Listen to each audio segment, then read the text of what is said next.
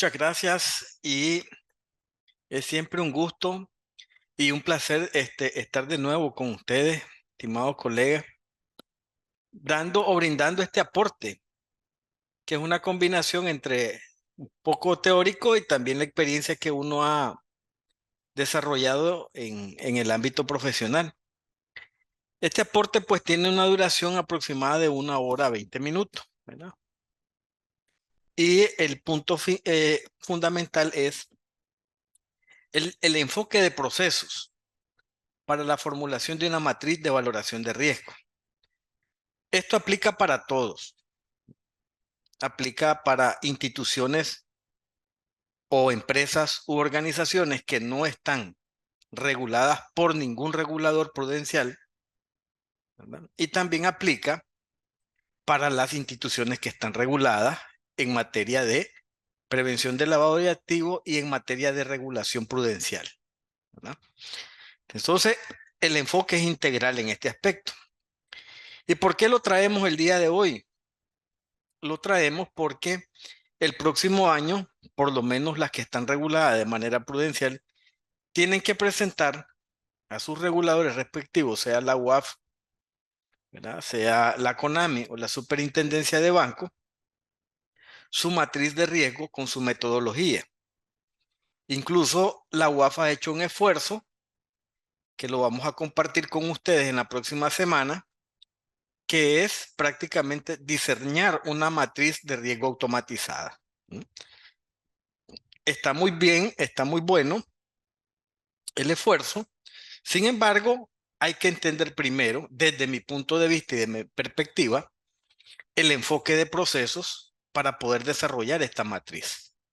Y es precisamente por eso que traigo a colación este tema, para que no sea un instrumento que solo tenga el objetivo de cumplir con el requerimiento del regulador, no, sino que sea un instrumento de control interno que le permita a usted tener conocimiento de las vulnerabilidades de su organización y de la forma en que va a tratar esos riesgos, ¿verdad? Ese es el punto. Y es porque se los trae, porque en mi experiencia laboral y ahorita pues en los procesos de consultoría, vamos a las instituciones y lo primero que uno le pregunta al funcionario de riesgo o al funcionario de PL es cuántos procesos hay en la institución. Conocen bien los riesgos, cuántos riesgos existen, pero no conocen exactamente cuántos procesos hay. Y entonces ahí existe como una especie de brecha. Si usted no conoce los procesos que tiene su institución, que prácticamente es el objetivo misional por el que está ahí, por el que atiende a sus clientes, por el que ejerce o da productos y servicios, ¿cómo entonces va a definir, ¿verdad?, sus riesgos? Porque ese es la antesala para poder definir el riesgo, el enfoque de proceso. El problema que puede surgir es que el enfoque que hace el regulador o los reguladores prudenciales es básicamente que lo llevan directamente a la configuración del riesgo y no van atrás, es decir, ¿de dónde nace el riesgo? ¿Cuál es la fuente de riesgo? ¿Verdad? Y entonces para eso tenemos que empezar con el primer enfoque, ¿verdad?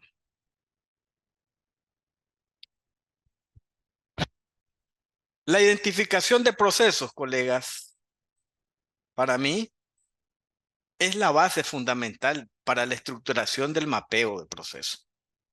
Es decir, de esa estructuración es que procede la identificación de riesgo. ¿Pueden haber otras metodologías? Pueden, correcto. No estoy en contra. Pero yo creo que el paso lógico y fundamental está en el mapeo de procesos, ¿no? Porque de ese mapeo que identifico mis riesgos, deriva la mejora continua, ¿verdad? Entonces, la condición esencial en esto es que para poder identificar y realizar la mejora de procesos, primero tenemos que establecer el principio de qué tareas institucionalmente se llevan a cabo y definirlas claramente, ¿verdad? Y entonces esto es un proceso secuencial, ¿no? Lo primero que determinamos son cuáles son las tareas importantes de la institución. ¿La tarea qué es? La tarea es una actividad, perdón, es una, podríamos decir, es algo que, puntual que se hace, por ejemplo, la elaboración de un informe. Esa es una tarea, ¿verdad? Recibir, digamos, atender a un cliente, esa es una tarea. Y la sumatoria de varias tareas establecen, ¿verdad?, una actividad. Entonces, no se puede perder este enfoque, estimados, porque si se pierde, entonces la matriz de alguna manera no presenta el resultado adecuado porque existe confusión entre tarea y actividad. Y esto lleva a un proceso de escalamiento, ¿verdad? Varias tareas establecen una actividad. Por eso es que el regulador pide, los dos reguladores piden planes operativos anuales, ¿no? POA. Y a veces en el POA, tal como lo dice, es un plan operativo. Prácticamente se define a través de tareas y no su enfoque de proceso. Sin embargo, la matriz de valoración de riesgo o la evaluación individual de riesgo, mejor conocida en la normativa, ese es otro enfoque, es a través de procesos. Entonces, esas debilidades pues se encuentran normalmente y no permiten, ¿verdad?, identificar correctamente entre lo que es una tarea y lo que es una actividad. Y entonces, en su calificación de riesgo, ¿verdad?, hay esa brecha y esa forma que no permite una identificación correcta. Entonces, lo primero que tenemos que determinar nosotros es identifiquemos las tareas. Una vez que tenemos las tareas y que proceden de un mismo, de varios de esos mismos pasos, tenemos que sumar lo que se denominaría una actividad, ¿verdad? Varios pasos o varias tareas son una actividad. Varias tareas que llevan un proceso secuencial son procesos, ¿verdad? Entonces, la secuencia de varias actividades se define como proceso. Y luego, la secuencia de varios procesos se denomina macroproceso. Y la secuencia de varios macroprocesos es lo que se denomina sistema. Sistema de gestión de talento humano, ¿verdad? Sistema de administración de cartera de crédito. ¿Por qué? Porque trae todo ese conjunto, ¿verdad?, que ya viene de manera secuencial. Pero lo importante está en el paso primario. Hay que definir bien qué es una tarea y qué es una actividad, porque al final hay que hacer un mapeo de proceso. Y si no se logra integrar bien o definir bien el tema de tarea y actividad, no vamos a tener el resultado adecuado que indique el mapeo, la salida del resultado. Arqueo de caja, ok. Esa es la actividad. ¿Cuáles son los pasos que hay que hacer? Ahí se enumeran los pasos. ¿Y el resultado final cuál es? Este.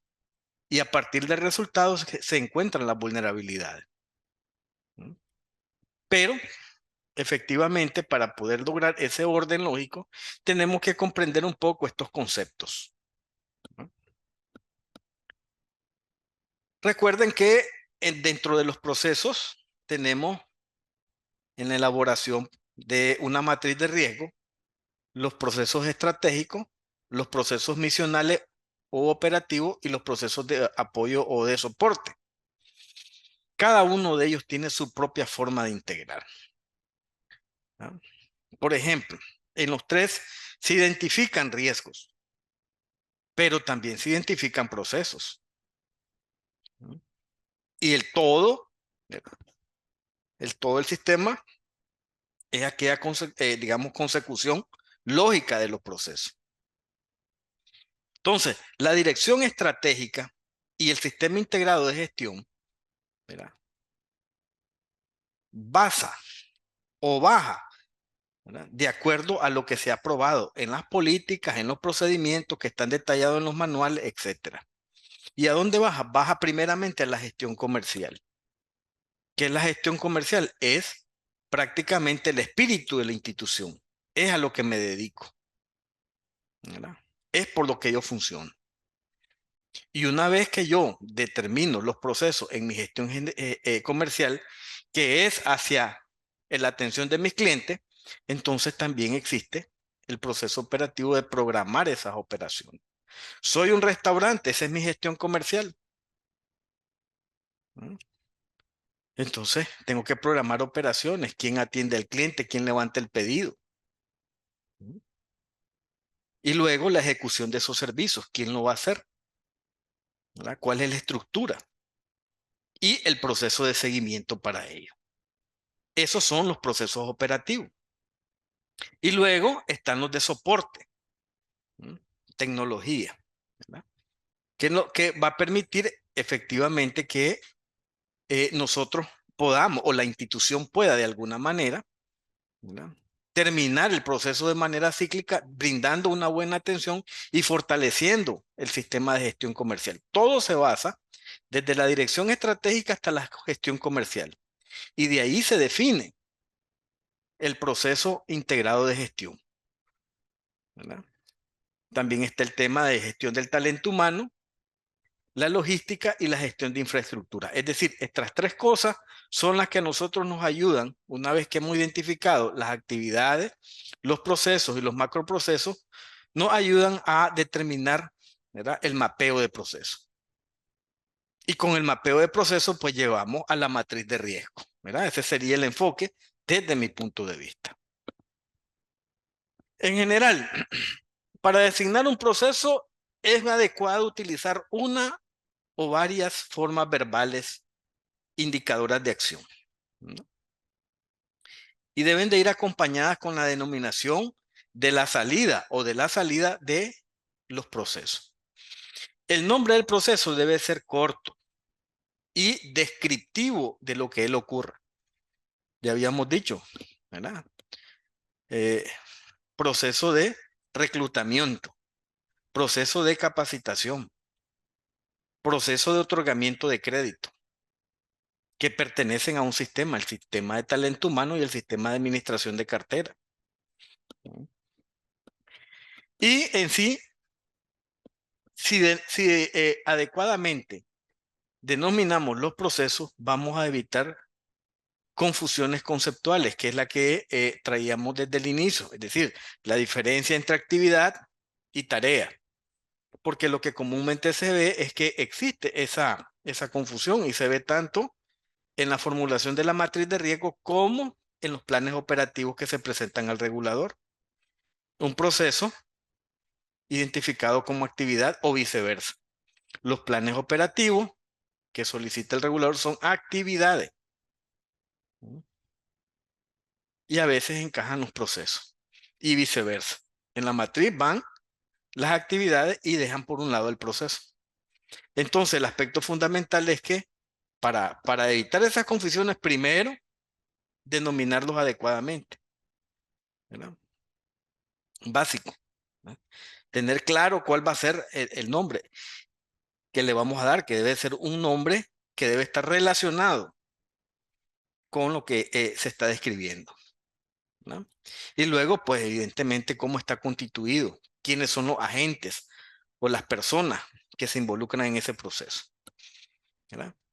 Y en ese sentido, para que las personas directamente vinculadas con la gestión de procesos, ¿verdad?, no tengan esa falencia o esa falta de claridad, ¿no?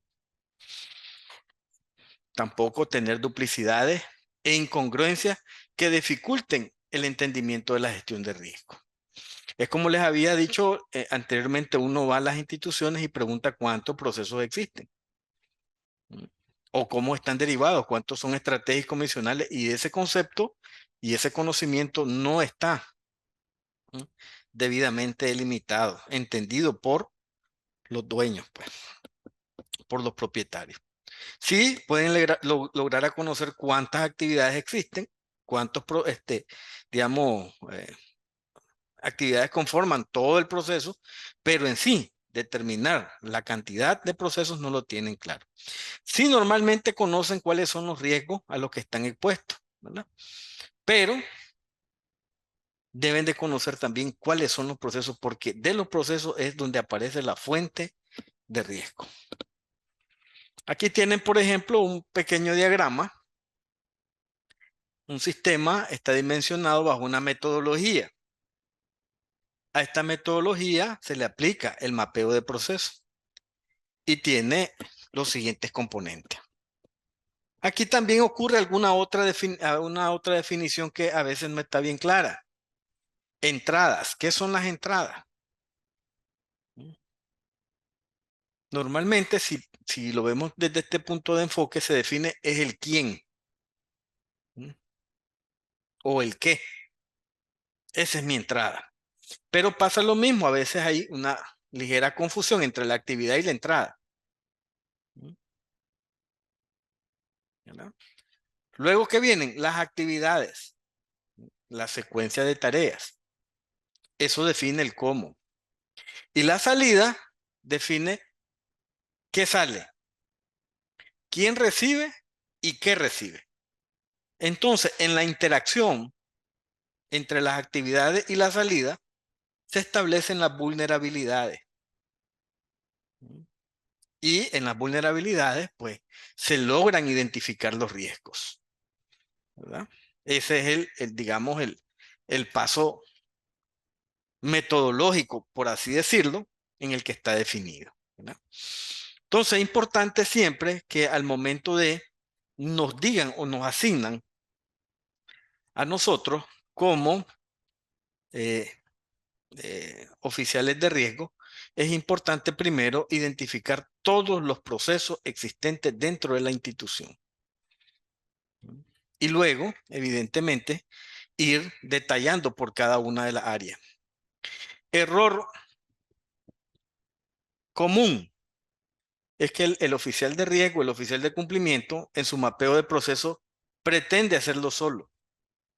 Esto no se puede hacer solo. Esto es coordinado con todas las áreas a las que usted o que la institución, ¿verdad?, existan. ¿Y que nos encontramos con esto? A veces los organigramas desactualizados. Es decir, desde ahí pasa el punto. Quiero mapear el proceso, tengo que tener información actualizada. Tengo que tener mi organigrama actualizado. Tengo que tener mis descriptores de puestos actualizados. Pero normalmente no está a ese nivel, pues el ritmo de operación de las instituciones, de las empresas, normalmente van por encima o van mucho más largo que el tema de la actualización documental o la gestión del conocimiento de las organizaciones. ¿Verdad? Entonces, ese es un proceso, pues. Y ahí uno tiene que derivar ese tiempo para poder disminuirlo. Porque de lo contrario, los riesgos se van acrecentando y entonces no logramos ver riesgos que de pronto son disruptivos o emergentes. Y a eso le agregamos aspectos como, por ejemplo, la falta de planes de contingencia o de continuidad de negocio, ¿verdad? Y dentro de la misma valoración de matriz, también una vez que se ha diseñado, se ha aprobado, al año siguiente, el control y su efectividad, ¿verdad?, no se valoran y debe de tener un control y una efectividad. Y para eso, pues tenemos que conocer bien los eventos de riesgo que proceden de todas estas tareas, de todo este proceso que estamos exponiendo en este caso. Aquí un pequeño ejemplo, el ejemplo de la gestión del talento humano. Es un proceso de apoyo y tiene lo siguiente, ¿verdad? Proceso de reclutamiento, proceso de selección de personal, proceso de formación profesional y proceso de capacitación. En un mapeo de proceso, cada uno de ellos deberían de tener su propio indicativo. Entonces la pregunta aquí es que ¿es un macroproceso o un sistema?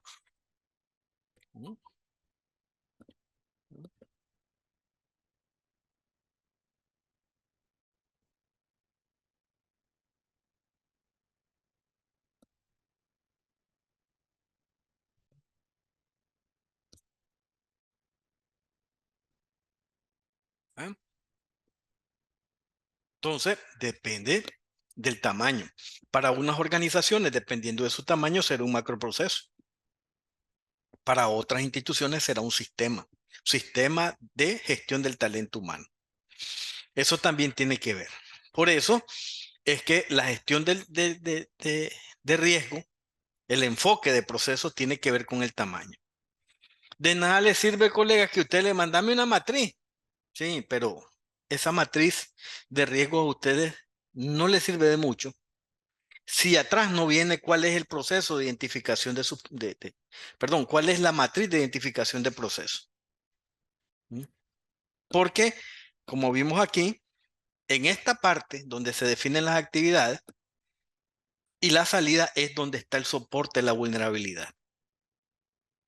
¿Verdad?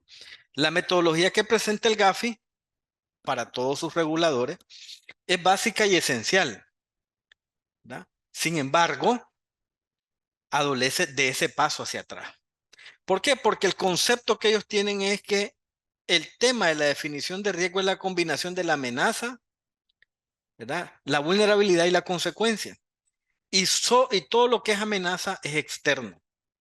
Sin embargo, dentro de lo que es la gestión de riesgo, existen amenazas que son externas, pero también causas que son internas. Y eso se suma a la vulnerabilidad y se suma a la consecuencia. Entonces, por ahí son por enfoques metodológicos, aunque recuerden que tanto la ISO 31000, ¿verdad? Como la misma norma del perdón, como la misma guía del GAFE, no establecen que sean la única guía. Sin embargo, por ser una guía tan importante que aplican una gran cantidad de sujetos obligados, deberían de ser un poco más ampliadas en ese enfoque, ¿verdad? Entonces, ¿de dónde surge este tema de la orientación de proceso? ¿Verdad? De las organizaciones. Todo gira en torno al trabajo que desarrolla para conseguir los productos y los servicios que se entregan a los clientes. Es decir, los riesgos se fundamentan desde, ¿verdad?, la alta administración y el enfoque que tiene para desarrollar sus productos y servicios que se entregan a sus clientes. Y ese trabajo está delimitado por una serie de actividades que se llevan a cabo, ¿verdad? Entonces, las organizaciones de cualquier índole emplean una serie de elementos para conseguir y desarrollar su negocio. La primera es la misión para lo cual existen, que no todas las misiones se parecen, ni deben de ser iguales. Cada una tiene una particularidad. Y los elementos que se definen son los siguientes. Primero, los clientes y los requisitos. Eso es lo primero. ¿Se acuerdan cuando vimos los procesos estratégicos? Miramos ahí el proceso estratégico, la gestión comercial. Es el enfoque primario. Porque ahí lo vamos a ver en otra filmina más adelante de una manera más completa. Para satisfacer de manera directa o indirecta, nos solicitan, ¿verdad?, estos clientes sus necesidades o requerimientos. Sin los clientes, las organizaciones, nada es posible. Y los clientes efectivamente pueden ser externos, los que adquieren productos y servicios generados por la organización, y los clientes internos, que es todo el personal de la entidad, pues todos reciben de alguien de la organización algo que emplea para realizar su trabajo. Y es correcto, pongamos un ejemplo. En la formulación de matrices de riesgo del evento pasado, pues tuvimos ahí unos colegas de una institución del Estado. Ellos no tienen clientes, ¿verdad?, que vengan desde el punto de vista externo, sino que lo tienen interno. Sin embargo, existe, ¿verdad?, toda una gama de procesos a los cuales ellos tienen que entregar los requisitos que solicitan, ¿no? Igual sucede con las almacenadoras, ¿no? ¿Quién es su cliente? El banco. Y a veces el banco pues está dentro del mismo grupo. Entonces podríamos decir que es su cliente interno, ¿no? Y luego, después de los clientes, importante, desde el punto de vista del control interno, porque ahora con este tema de los riesgos de tecnología, pues está así, que es importante la persona o la información. Pueden irse las personas, pero si la información, ¿verdad?, se pierde, ahí sí estamos en serios problemas. Pero para el tema de proceso y de gestión de riesgo, para estos enfoques metodológicos, las personas siguen siendo fundamental, porque son quienes en ellos está la experiencia de las actividades diarias. Tener un recurso humano que tiene 6 años en una organización, 4 o 5 años, es valioso. Hay procesos de gestión de conocimiento que hay que explorarlo y que hay que someterlos a estas matrices. Entonces, dentro del proceso tenemos los recursos. ¿Y quiénes son los recursos? Pues la parte más, lo que echa a andar. Primero, las personas, que son de los recursos principales. Imprimen carácter a la organización y en ella reside una porción significativa del conocimiento, desde cómo se hacen las cosas hasta cómo se mejoran. Pero normalmente el hallazgo fundamental es que nunca están documentados. Y si están documentados, pues lo que está documentado no se parece a lo que está en la, ¿verdad?, en el proceso ya como tal. Y para cualquier entidad en este aspecto, la selección del grupo humano competente y motivado son o es uno de los factores claves de éxito.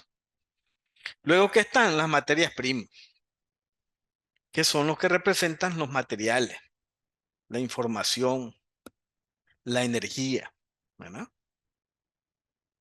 ¿verdad? Y en general, las que se van a incorporar y en transformar los procesos para generar este producto o servicio. Y la buena calidad de las entradas influye en la buena calidad del resultado final o de la salida.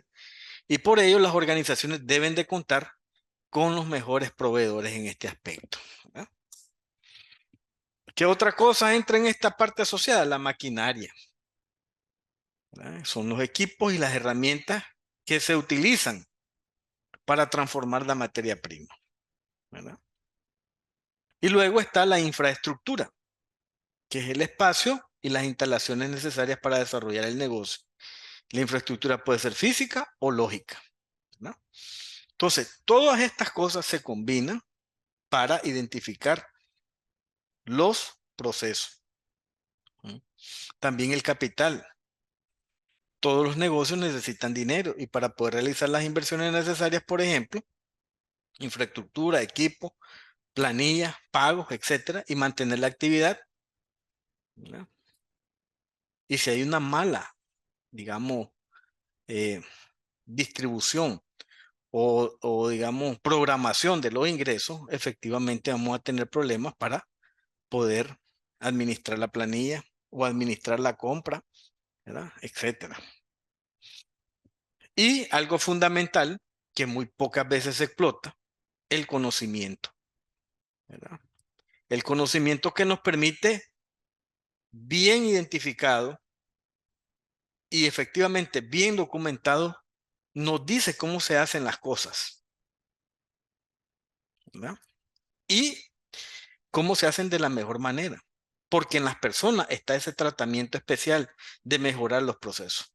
Pero tenemos que acercarnos a la área. Como gestores de riesgo no podemos quedarnos nosotros en la institución, ¿verdad?, en alguna oficina, empezando a redactar nuestros propios procesos de acuerdo a lo que nosotros más o menos en la experiencia de la organización tenemos coincidido o lo que se nos ocurra de alguna manera. Hay que ir a la área, hay que hacer entrevistas para conocer cómo se hacen las cosas, ¿verdad? Y la información necesaria para poder desarrollar el negocio y crear productos y servicios que satisfagan las necesidades de los clientes, ¿verdad? Y luego se suele recoger en documentos y en sistemas informáticos, además de estar en la forma individual en las personas que trabajan en la organización. Ahora, ¿cómo lo hago? Bueno, en este tema, pues, creo que no lo tengo aquí, pero se los voy a mostrar con un enfoque, ¿verdad? Un enfoque para que lo vean.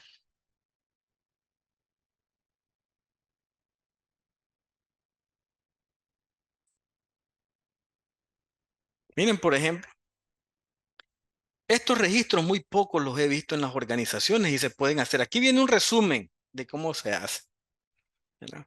¿Cómo conozco la madurez organizacional? ¿Y saben por qué traigo esto a colación? Porque precisamente para poder conocer bien este tema del enfoque de procesos tengo que conocer tres aspectos fundamentales: la madurez organizacional, el conocimiento y la antigüedad laboral, ¿verdad?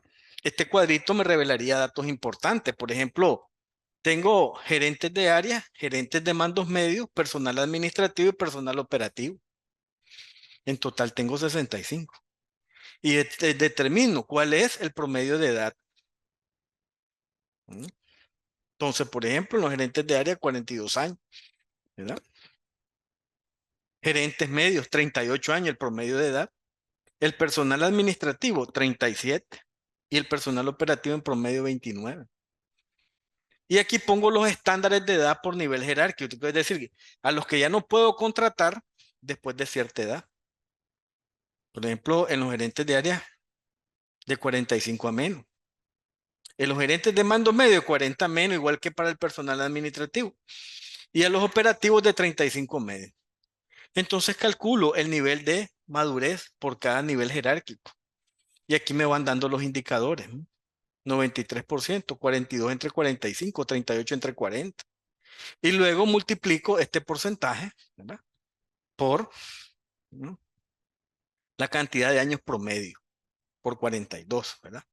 Por 100. Y entonces saco la sumatoria. Este número es ambiguo ahorita, porque para eso hay que establecer indicadores y métricas para determinar cuál sería el nivel organizacional. Evidentemente que entre más números haya, es mucho mejor, hay mayor madurez organizacional. Este otro cuadrito importante también, ¿verdad?, que es el dominio del conocimiento organizativo. ¿Cómo conocemos? ¿Verdad? Igual con el mismo ejemplo anterior, de la cantidad de personas que ocupan el nivel jerárquico, ¿verdad? 5, 10 gerentes de mandos medios, 20 el personal y 30 de operativo, me voy a la antigüedad de años dentro de la institución. En promedio, los gerentes de área 10, el gerente de mando medio 6, el personal administrativo 4, el personal operativo 3. En promedio institucional, 6 años. Bastante bien. El estándar de antigüedad dice que, ¿verdad?, 4 años y medio se acepta a un gerente de área que pueda postularse de experiencia, ¿verdad? 3,5 para los gerentes de mandos medios, 3 para el personal operativo, administrativo y 2 para el personal operativo.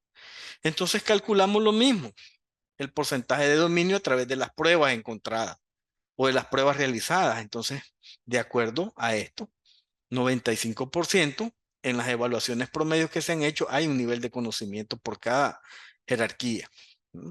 En los gerentes un 90%, un 75% en el personal administrativo y el 60% en el personal operativo. El problema es que esto no se lleva. Entonces vemos de este mismo ejemplo, que es un ejemplo, la variedad: 5,700 puntos básicos contra 4,600.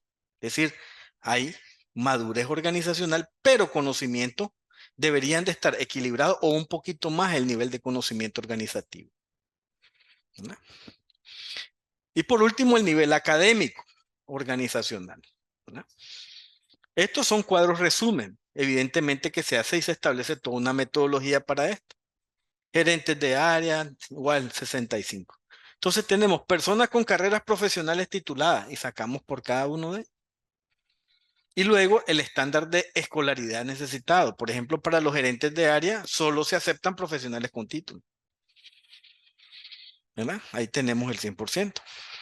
Igual para los gerentes de mando medios profesionales con título. Ahí tenemos el 80%, ¿verdad?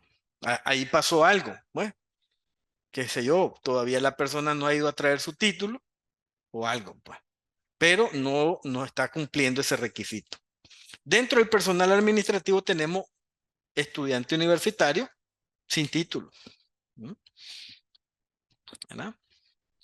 Y luego el personal operativo, técnico, medio, bachiller, ahí no hay problema. Igual, si ustedes se fijan, la madurez institucional es la que mayor raya. Sin embargo, el conocimiento, ahí va, digamos, un poco No tan alejado, pero sí debería de tener, digamos, casi a la misma paridad de la madurez institucional y también el nivel académico, ¿verdad? Pero este baja drásticamente, es decir, tenemos pocas personas tituladas, ¿verdad? Si ustedes se fijan, hay 9, ¿verdad? La sumatoria en promedio, ¿verdad? De los 65, ¿verdad? Entonces, en total hay 22, 8, 30, 35. Prácticamente el 50% tiene titulación. Entonces, eso también aplica cierto. ¿Por qué? Porque en algunos de los requisitos establecidos por los reguladores o por los mismos descriptores de puestos establecen que debe de existir un título profesional. Bueno, si no vean la normativa de la UAF, la 024, y también vean la normativa de la CONAMI. Es decir, exige un título profesional. Y estos cuadritos, colegas, pues, si tienen en sus organizaciones y ustedes son gestores de riesgo, es importante darle una temática, ¿verdad? Darle ese plus y tener estas estadísticas que les va a permitir a usted conocer ese nivel de procesos que existen y determinar también cuál es el nivel que tienen actualmente y determinar una calificación. Madurez organizacional, por ejemplo, si es menos del 25% el promedio de todo lo que se establece ahí, pues el personal todavía es inmaduro. Si es entre el 26 y el 50, un personal inmaduro, con poca experiencia y con algo de escolaridad. Del 51 al 70, en personal en proceso de maduración, personal con experiencia o en proceso de formación académica.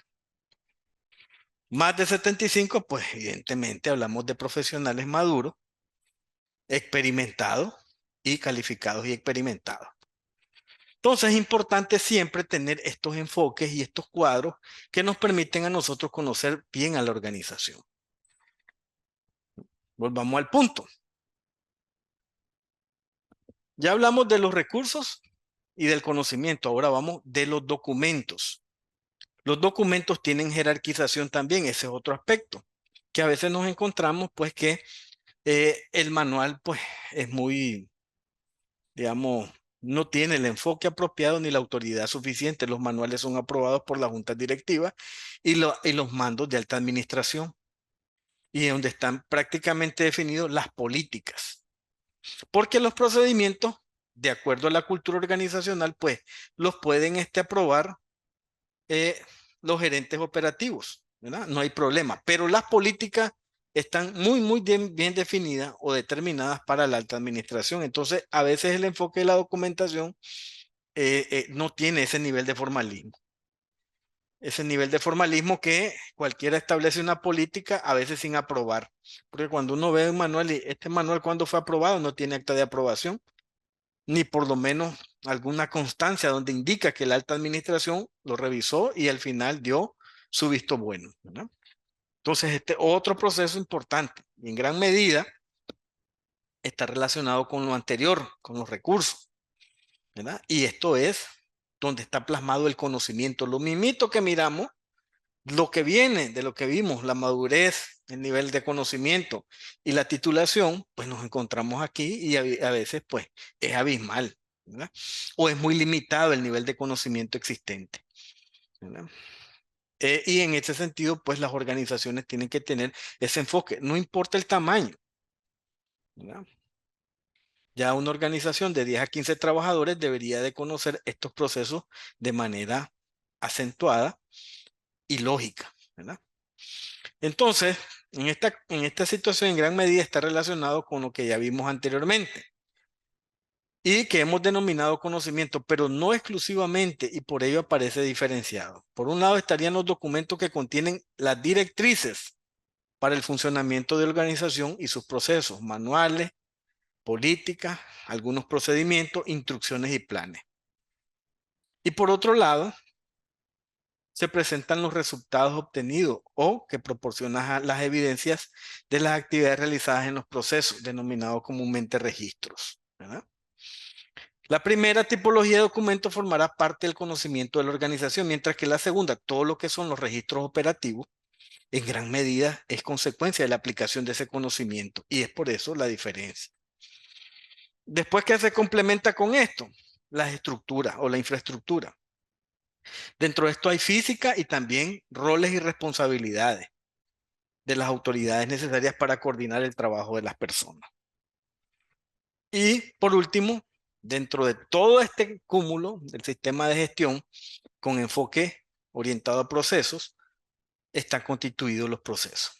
¿Qué son? Ya lo habíamos dicho, el conjunto de actividades interrelacionadas que se ponen en marcha cada vez que es necesario generar un entregable para un cliente interno o un externo de la organización.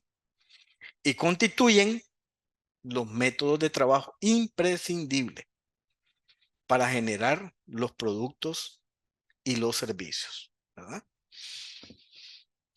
Entonces, luego cerramos este capítulo con lo que nosotros somos, con la misión por cual existe la organización y son los productos y servicios, que son los resultados de los procesos con determinadas especificaciones, atributos o características. O dicha mejor forma, ¿verdad? O dicha mejor forma, esta interrelación de especificaciones, características o atributos es lo que nosotros llamamos como ventaja competitiva de las organizaciones. Y esa ventaja competitiva nos diferencia en los procesos. Entonces, de manera resumida, los elementos de un sistema de gestión que tiene que ver con la formulación y la valoración de una matriz de riesgo es completar todo esto. El primero son mis clientes, ¿verdad? ¿Cómo hago para atenderlos? Los segundos son los recursos que necesito.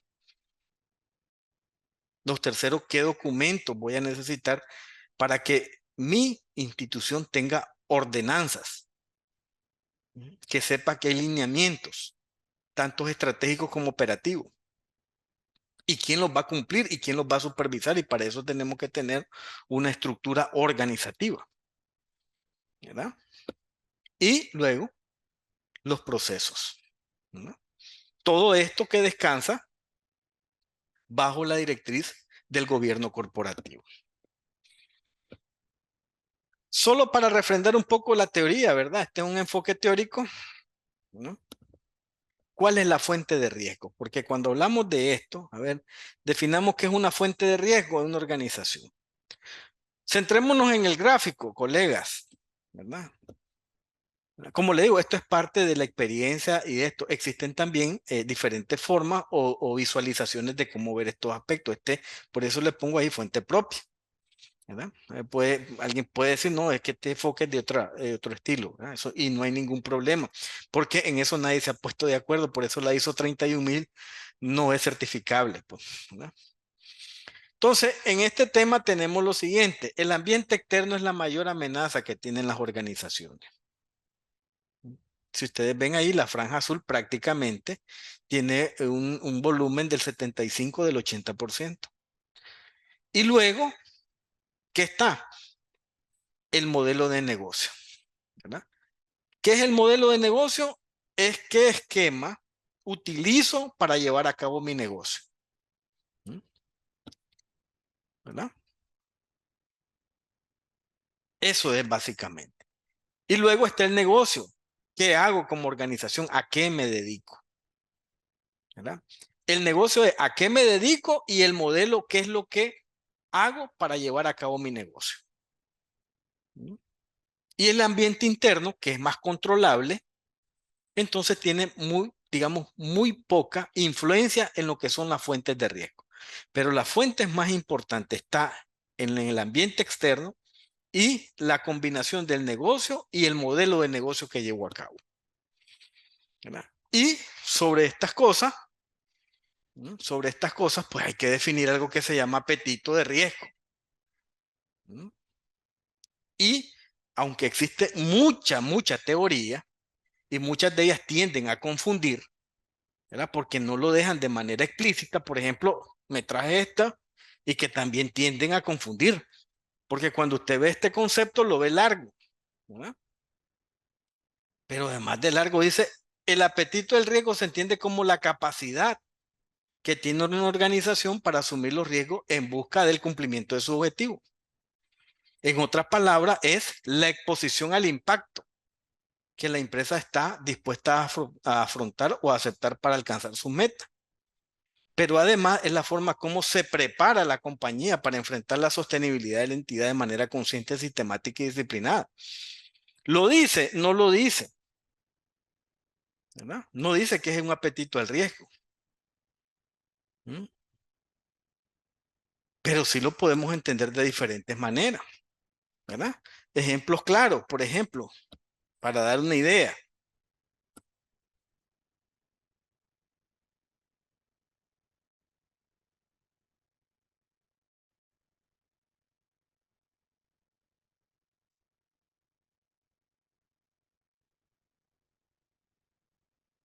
¿Qué es el apetito al riesgo? Solo para dar una idea, ¿verdad? Me traje aquí ¿cómo se llama? Los datos estadísticos de Konami, por ejemplo, ¿verdad? Saldo de cartera julio del 2024, solo para dar una idea, ¿verdad? ¿Mm?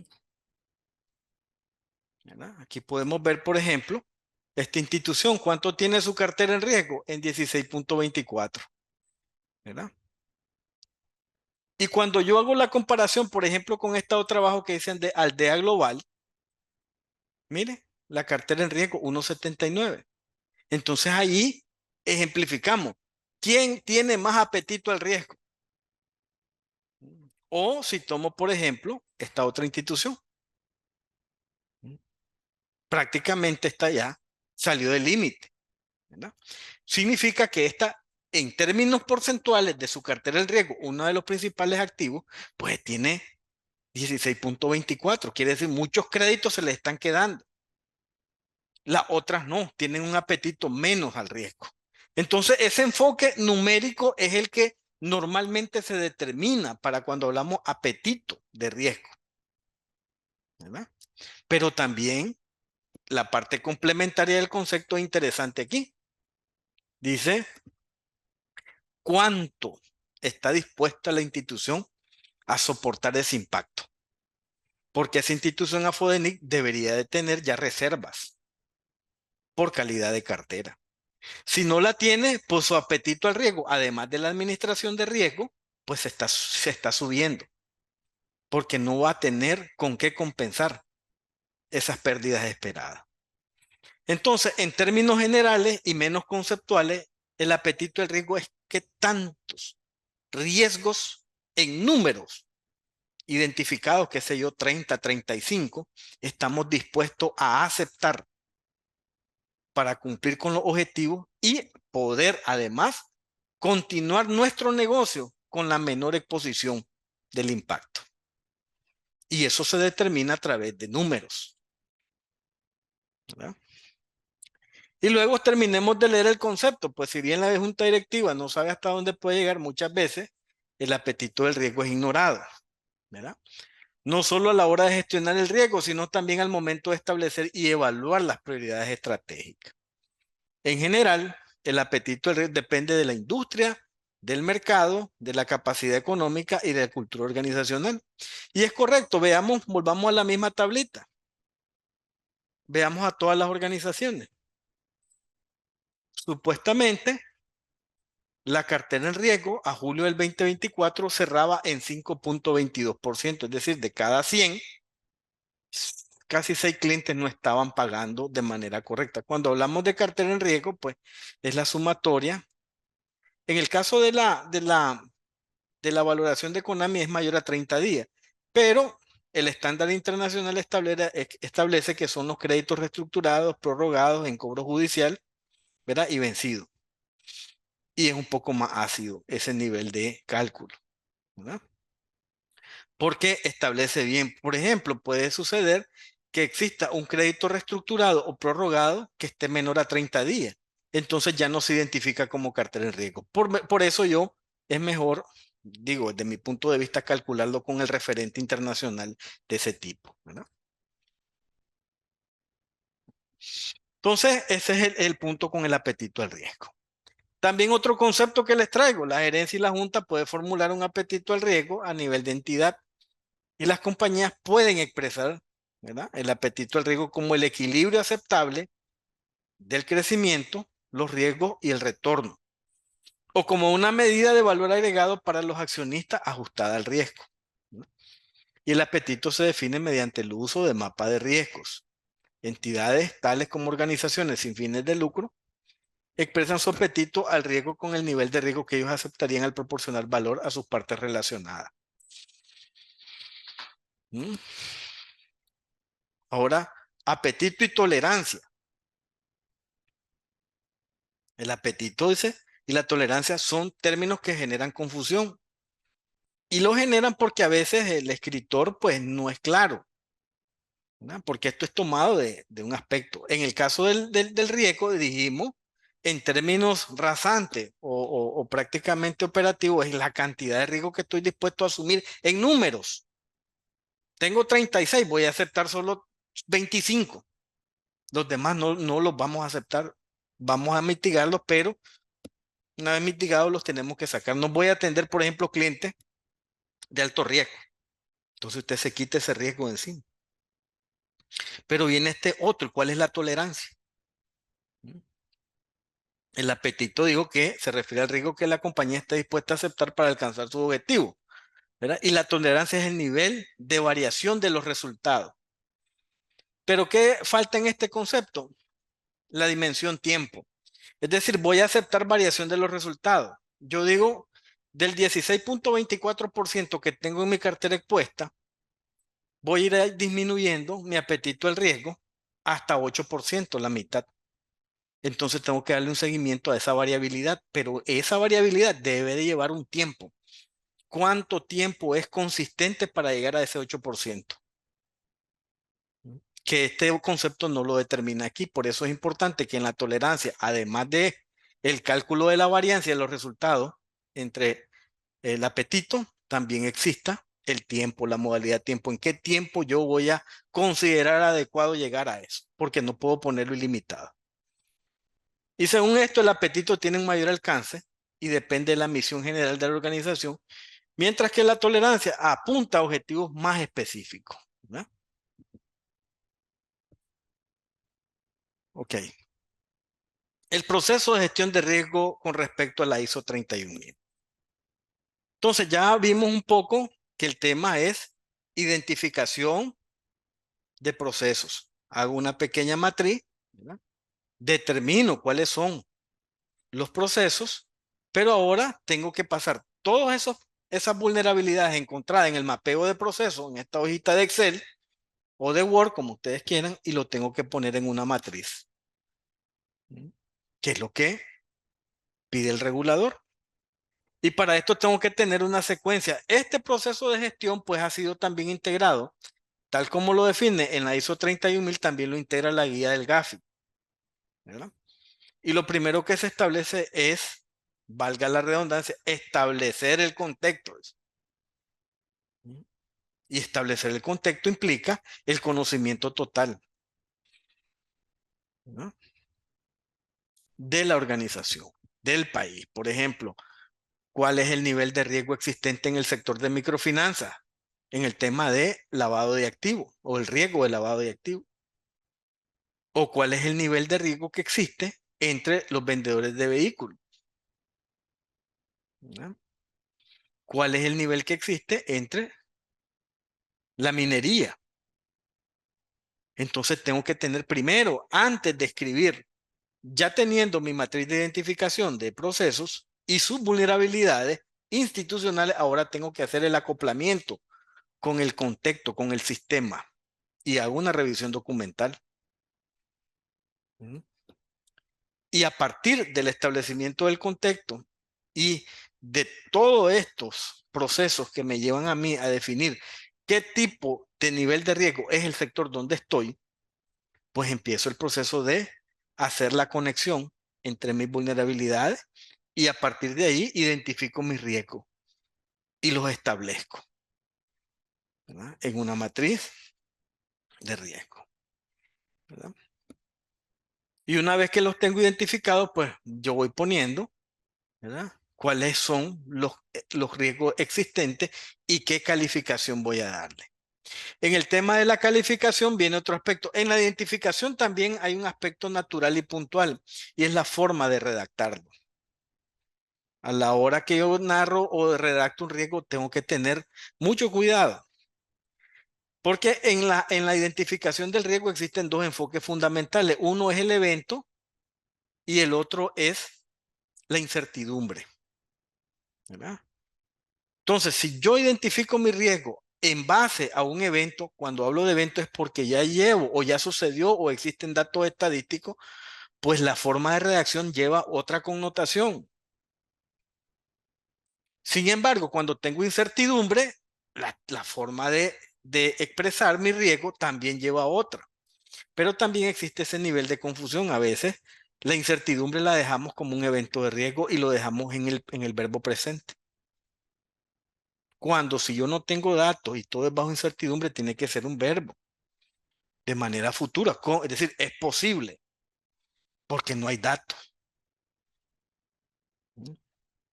Y luego, pues evidentemente, establecer su propia calificación. P por I, ¿qué es? Probabilidad por impacto. Entonces, este otro enfoque. Hay matrices que están más definidas a la probabilidad y otras más definidas al impacto. Por eso le digo, este es un tema bastante amplio y de visiones, ¿verdad? Que cada quien puede tener una razón asegurada desde su punto de vista, porque aquí en estos temas nadie tiene la verdad absoluta, ¿verdad? Y por último está el tratamiento. ¿Qué tipo de tratamiento le voy a dar? ¿Qué control? Si va a tener un solo control, dos controles, tres controles. ¿Y cuál es la fuente de ese riesgo? Si la fuente me va a permitir no aceptarlo, que sería excelente. O si esa fuente me va a permitir controlarlo, o me va a permitir mitigarlo, o transferirlo. Tengo que tener todas esas opciones determinadas en mi matriz.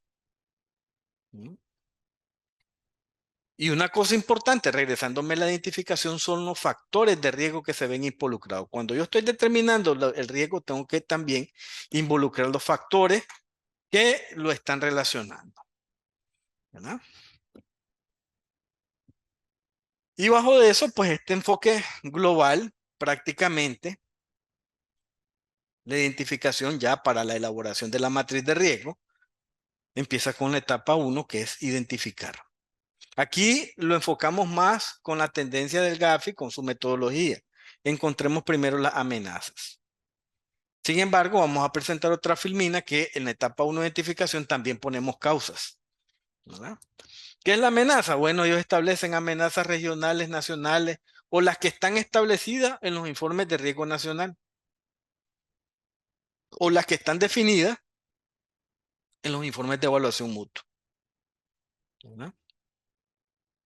Y dentro de esa etapa de identificación, que básicamente es revisión documental interna y externa, hemos determinado la vulnerabilidad que procede de dónde? De la lógica de el mapeo de procesos, ¿verdad?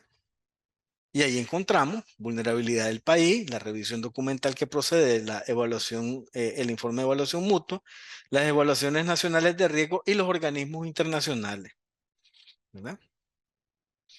Y a partir de ahí también identificamos o hacemos con relación con la vulnerabilidad interna, que nos lleva a la segunda parte, pues, que es la etapa del análisis, ¿verdad? Y dentro del análisis, colega, que es lo más interesante en esto, aquí donde defino mis riesgos correctamente. Primero, ¿cuál es la naturaleza de mi riesgo? ¿A qué factor está asociado? ¿Verdad? Y dentro de esto, pues, tengo que ver la naturaleza que lleva tres partes, ¿no? ¿Cuál es la causa que me puede conferir este riesgo? ¿Verdad? Segundo, ¿por qué podría suceder en base a la causa que hemos determinado? ¿Y cuál sería la consecuencia? Esa estructura debe llevarla, ¿verdad? Y evidentemente engloba el análisis, la naturaleza y la fuente. ¿Qué me queda? Pues en una columnita aparte de definir cuál es la probabilidad y cuál es la consecuencia para determinar un dato numérico. Y una vez teniendo toda la calificación que se determina normalmente en promedio de manera institucional, la evaluación. Es decir, ¿qué es lo que voy a hacer? Primero determino cuáles son los riesgos mayores. Y a partir de tener Los riesgos mayores, la estrategia que voy a utilizar para ello. ¿Qué tratamiento les voy a dar y qué contingencia voy a tener para eso? ¿Verdad? ¿No?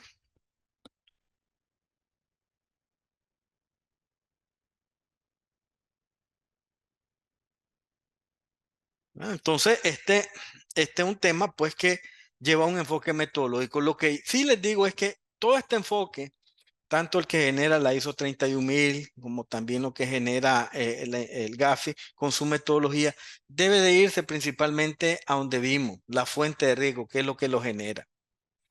¿Mm? Y una vez determinado, pues dentro de la fuente está el modelo de negocio y el negocio. De ahí procede. Si lleva esa secuencia lógica, como les digo, desde mi punto de vista. ¿Verdad? Ahora ya lo vemos ya un poco, no solo en el tema que habíamos visto aquí en los procesos de PLA para sujeto obligado. Veámoslo de manera operativa. Aquí ya tenemos amenazas y causas. ¿Verdad? Lo que se conoce en la ISO 31000, el ciclo de riesgo. Aquí vemos el mapa, pues.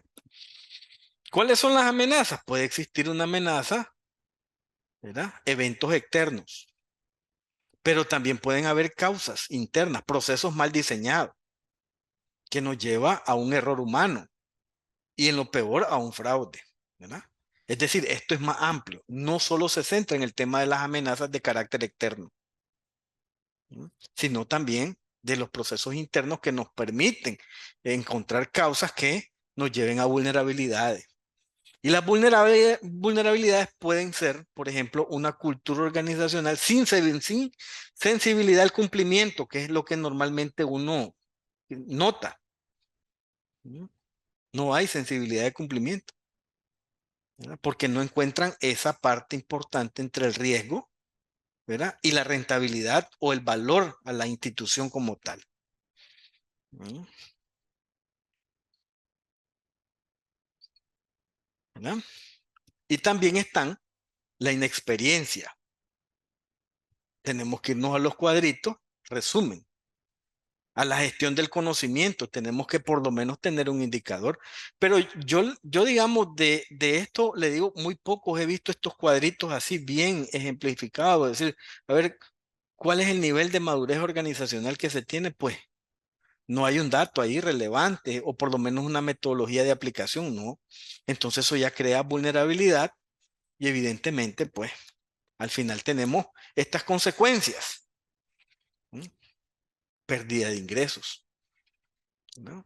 Pérdida de clientes, demanda y multas y mala imagen, pues, ¿verdad?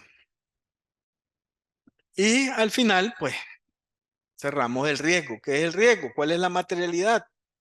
Existe el cierre de negocio, una suspensión temporal o definitiva, la materialización del mismo, ¿verdad?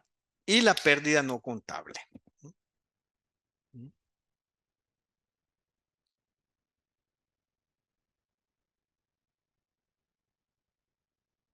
¿Eh? Y dentro de esto, pues tenemos en algunos de los casos, en algunas organizaciones, la pérdida de vidas humanas, pérdida de dinero, ¿verdad? La pérdida de no contable a través del lucro cesante, la pérdida reputacional de clientes, de tiempo, daños a terceros y efectos penales. Y al final, aquí abajo vemos la fórmula general del riesgo, ya sea amenaza o causa multiplicado por la vulnerabilidad multiplicado por la consecuencia, que es al final, como habíamos dicho en las filminas anteriores, cómo se redacta y se contiene un riesgo. ¿Verdad?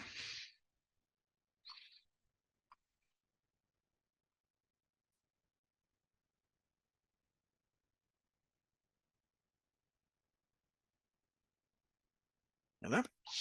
Entonces, ¿qué deficiencias son las que se encuentran normalmente? Bueno, las deficiencias es que existen técnicas y metodologías de la matriz de riesgo que no son conocidas. Es decir, todo el enfoque actual tiene que ver básicamente con el tema de ya ir formulando el riesgo sin ver todo el aspecto que existe hacia atrás. ¿Mm? ¿Qué es el modelo de negocio? Es decir, el enfoque de riesgo o de procesos más que de riesgo tiene que definir dos aspectos fundamentales. Primero, ¿qué productos y servicios son los que damos?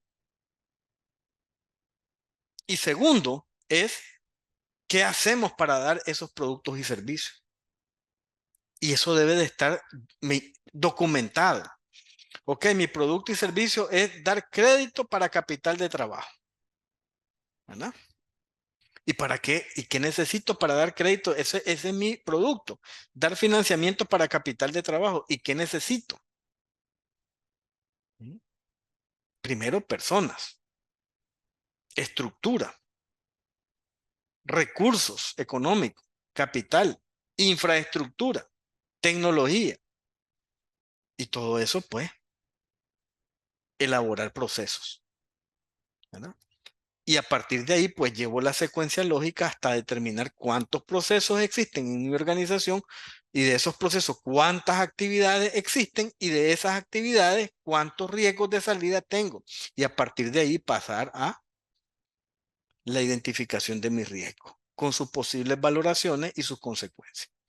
Sin embargo, a veces el aspecto donde nos quedamos, digamos, un poco estancado es que la metodología no es clara. Ustedes ya vieron el enfoque que hay en los conceptos de tolerancia y apetito.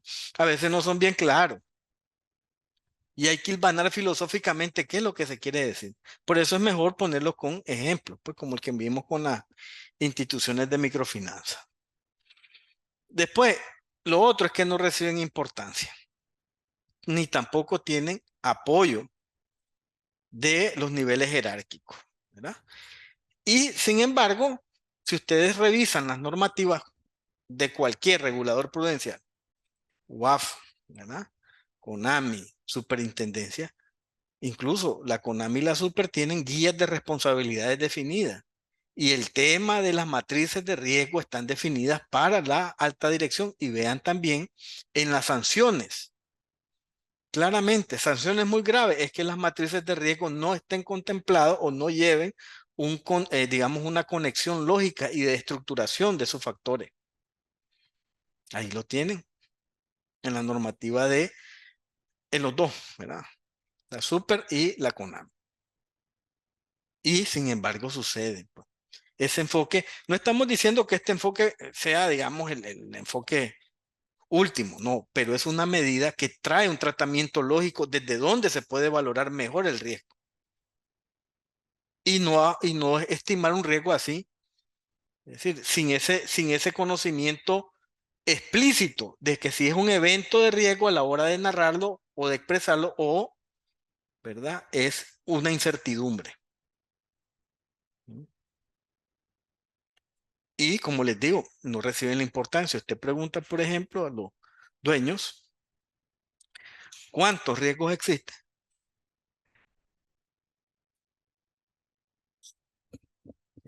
Entonces, ese es el punto que tenemos ahí. ¿Ah? Pregunta, ¿cuántos procesos existen en su institución? Normalmente no. Sí conocen cuáles son los riesgos.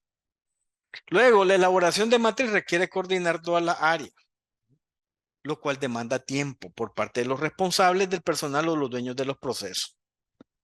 Y ahí es donde está el otro punto, ¿verdad? Que normalmente no hay, ¿verdad? No existe, es decir, la voluntad, porque como no se recibe importancia y apoyo, pues no me le quites tiempo a la que graba crédito. Y tal vez lo que estamos tratando es de incentivar el talento humano, el conocimiento, para que queden los procesos evidenciados y de una manera más efectiva, más eficiente. Y aspecto fundamental también es que esto ha sido como un anatema, no hay bibliografía. Y si la bibliografía existe, usted va a IPAMER, a ver, denme un librito de riesgo que para instituciones financieras, para instituciones de actividades financieras no designadas, $230, 250. Entonces, todo es producto de la investigación en Internet, que a veces no es la más conclusiva. Y tenemos el marco normativo que muchas de las ocasiones no les da el nombre correcto.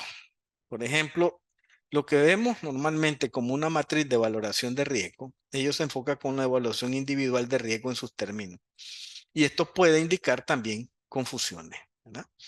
Entonces esas son las cosas que uno pues tiene que encontrarse con las debilidades o las deficiencias dentro de la organización y que uno tiene que valorar de acuerdo pues al tamaño y al nivel de conocimiento que exista dentro de la organización.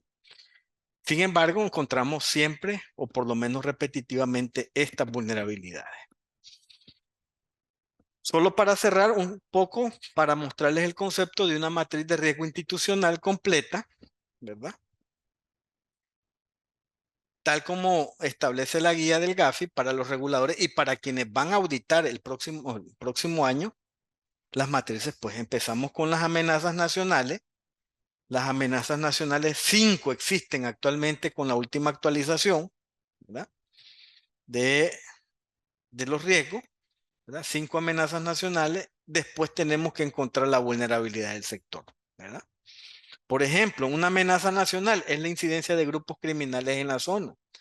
Y una amenaza del sector puede ser la débil o la nula aplicación de políticas de debida diligencia para partes relacionadas, empleados directivos o socios. Y entonces aquí es lo que venimos. Aquí, por ejemplo, donde decimos causas de vulnerabilidad o vulnerabilidad es lo que encontramos en el proceso de salida cuando hicimos el mapeo. Entonces, ¿por qué podía ocurrir? No hay un código de conducta. Y la vulnerabilidad es que es posible, ¿verdad? Como no hay un evento de riesgo bien determinado, sino que está a nivel de incertidumbre, entonces lo establezco como existe la posibilidad que en la debilidad del llenado de los perfiles no se logren identificar el de origen de los fondos. Entonces ya establezco mi riesgo por la falta de compromiso de la alta dirección, ¿verdad? Por el establecimiento de reglas que aplican para la intermediación de socios, directivos, partes relacionadas, podemos o estamos expuestos a la vinculación, ¿verdad? Con este tipo de personas para el lavado de dinero. Entonces, como no tenemos evento, pues calificamos como raro este evento, pero si sucede es catastrófico, ¿verdad? Entonces, la multiplicación de estas dos cositas que vienen a través de una metodología que se le llama mapa de calor, ¿m? Viene de este impacto. Dijimos que era raro y catastrófico. Y la multiplicación de esto es raro y catastrófico. 2 por 5, 10, ¿verdad? Este es un enfoque numérico para poderle dar un promedio general al institucional.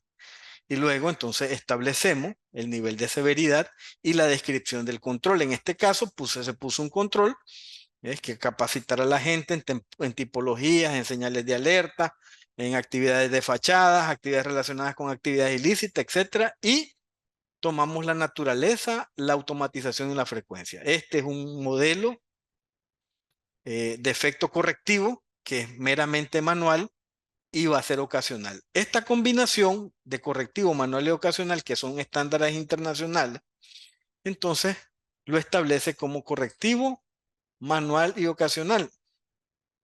Me dice que es una clasificación de bueno y me dice que el indicador es 3. Entonces, para determinar mi riesgo residual, divido 10 entre 3 y me da 3. Ese número 3 es mi riesgo residual. Puede ser que institucionalmente diga, mira, ese control todavía nos deja muy vulnerable. Aplica otro control y puede ser el monitoreo. Y ahí hace otra combinación de números y ese registro que en vez de a 3 nos baje a 1. ¿Verdad? Entonces ese es el proceso con el cual se está configurando para determinar. Al final, ¿qué tenemos? Pues tenemos un promedio, por ejemplo, 11 riesgos inherentes, ¿verdad? Y me dice pues que la calificación de los 11 riesgos me da un nivel de moderado. De los tipos de controles, el más, digamos, repetitivo es la capacitación y con eso podríamos llegar a tener un estimado de bajo. Sin embargo, esto puede llegar a ser laboral siempre y cuando exista una estimación, ¿verdad? De lo que es la efectividad del control. ¿Cómo se determina la efectividad del control? Pues se determina a través del tiempo. Lo hice este año, ahora evalúo al siguiente año, ¿verdad? ¿Cuántos perfiles integrales de mis clientes fueron llenados de manera correcta? Bueno, 30 de 100, 30%. Significa que la efectividad del control fue el 70%. y así sucesivamente. Normalmente la media mundial establece que la efectividad del control sea de un 85% en su rango máximo, ¿verdad? Entonces, esto era lo que le quería exponer, colega. Creo que aquí una cosita adicional para que no se pierda en ese aspecto. A ver.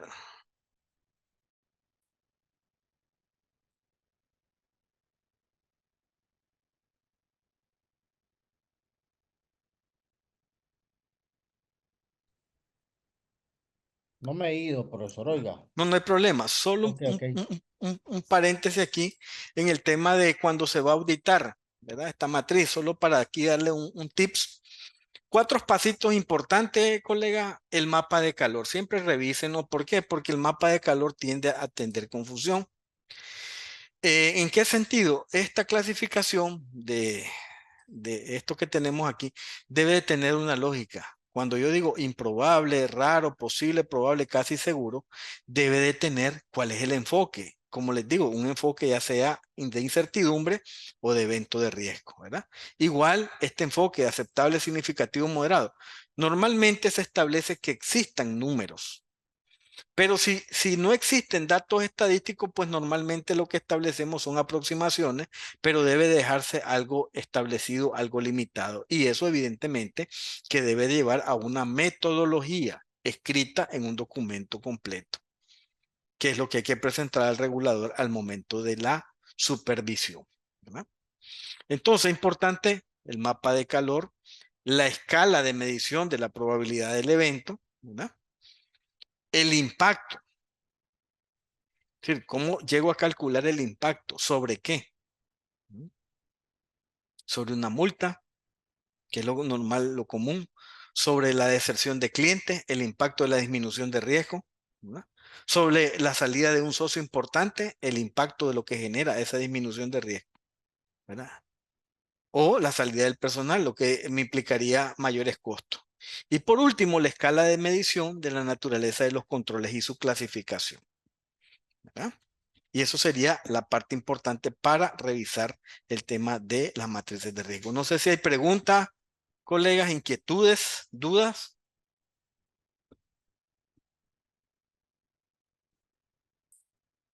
En la parte de preguntas y respuestas, profesor, hay dos Dice, consultas.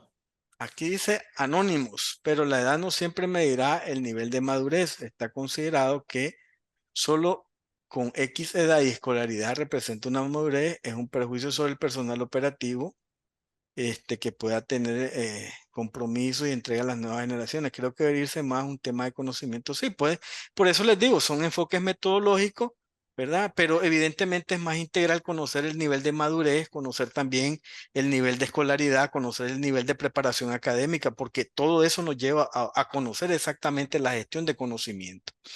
¿Y qué departamentos de la empresa son responsables de hacer y presentar el reporte de riesgo? Pues son las unidades el responsable de gestión de riesgo y el oficial de cumplimiento. Sin embargo, por ejemplo, en algunas instituciones que sus dimensiones son muy pequeñas, pues estaría a cargo de la gerencia general o del representante legal, pues, ¿verdad? Imagínense una venta de vehículos que tiene 3 empleados. Ok, ¿qué otras preguntas hay? Ok, si le podemos habilitar micrófono, alguien que No se necesite. preocupe, dele. Ok, licenciado Jaime, ¿tiene chance de hablar? Ya le habilitamos micrófono. Licenciado Jaime, ¿me escucha? ¿Alguien más que desea hacer alguna pregunta, algún comentario? Le habilitamos micrófono, nada más levante la manito.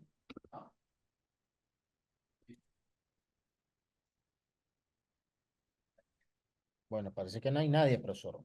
Bueno, estamos a la orden. Cualquier cosa que nos escriban al colegio. Ok, No se preocupen, estamos ahí a y la orden. para los, Además, solamente algo antes que termine, para los que están participantes, para los participantes que están, ¿verdad? Ahorita, que no pudieron registrarse, el registro va a estar habilitado hasta las 5 para que lo hagan con calma. Hasta el momento se registraron 147 personas. Si esas 147 personas lo hicieron, ustedes también lo pueden hacer. ¿Ya? Entonces, les vamos a habilitar el micrófono, el registro hasta las 5 y en ese momento cerramos para que lo hagan con calma. Muchas gracias, Dice profesor. Alejandro, dice, ¿cómo se puede implementar un sistema? Correcto, Alejandro, es lo mismo que hablamos. Ok, la pregunta básica, ¿qué productos y servicios va a generar la municipalidad o que genera? Hay que escribirlo, ¿m? Todo a detalle. Y luego, ¿cuáles son las actividades, los procesos que usted va a hacer para dar esos productos y servicios? Y a partir de ahí se hace la identificación de procesos. Y a partir de ahí el siguiente nivel es la identificación de riesgo, ¿no? Ese es el proceso lógico, pues, que desde mi punto de vista lo considero así.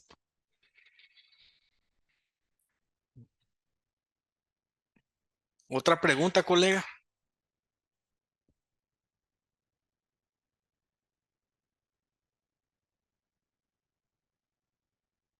Están preguntando, profesor, si les vamos a dar la diapositiva. Sí, sí, yo se las mando, no se preocupen. Yo Ok, se las junto mando, no con hay el problema. certificado, Sí. les voy a mandar la diapositiva. Claro, no se preocupe. De todos modos, este conocimiento es decir, hay que compartirlo, hombre, ¿no?